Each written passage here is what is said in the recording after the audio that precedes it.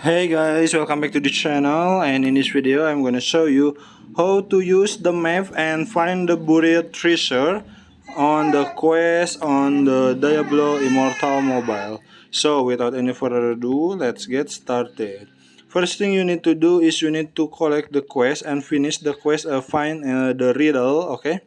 Find the riddle, and if you already find the riddle, you can uh, get the quest, and you need to find the maps or using maps like this, okay?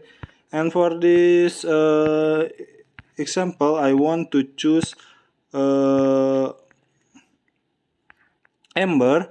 So because she has good stamina instead of another character, okay?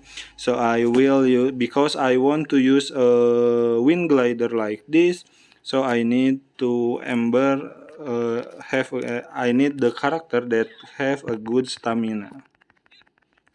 So here it is. I hope this video was helpful for you guys. If you like the video, you can like, comment, and share, and also subscribe to this channel. You haven't done that already. And if you have a questions, you can leave it in the comment section down below. Thank you so much for watching, and bye.